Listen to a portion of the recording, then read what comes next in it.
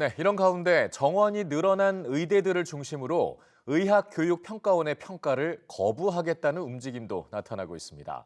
최근 의평원이 10% 이상 정원이 늘어난 의대들의 51개 지표를 바탕으로 교육 여건을 평가하겠다고 밝혔는데 대학들에겐 지나친 부담이라는 겁니다. 이 소식은 금창호 기자가 취재했습니다.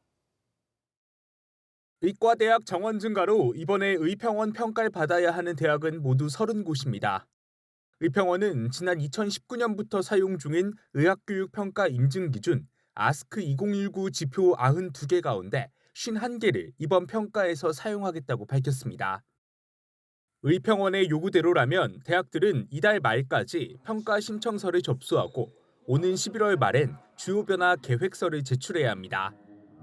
그런데 이 같은 평가를 거부하겠다는 움직임이 나오고 있습니다. 의과대학 선진화를 위한 총장협의회 회장을 맡고 있는 경북대 홍원하 총장은 언론 인터뷰에서 11월 말에 주요 변화 계획서를 내는 게 맞지 않다고 전했습니다. 그러면서 증원이 10% 이상 이뤄진 대학 총장들에게 전화에 돌려서 내지 못하게 막을 거라고 밝혔습니다. 학생들도 없는 상황에서 평가 부담이 과도하다는 취지로 평가 일정은 적어도 학생들의 수업 복귀 후 석 달은 지나 개시해야 한다는 게 홍 총장의 주장입니다. 앞서 교육부 역시 의평원 평가 계획에 우려를 나타냈습니다. 교육부는 평가 항목이 과도하게 확대되고 일정 단축 등으로 준비에 부담이 될 수 있다고 지적했습니다.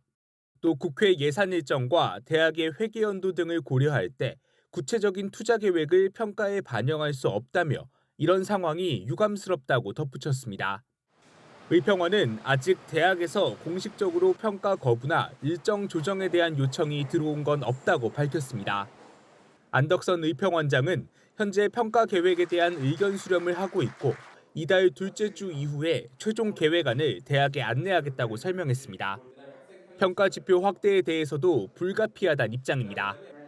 지난 2018년 서남대 의대 폐교 이후 이 학교 정원을 한시적으로 흡수해 15개 기준을 가지고 주요 변화 평가를 했던 전북대, 원광대와는 지금 상황이 다르단 겁니다.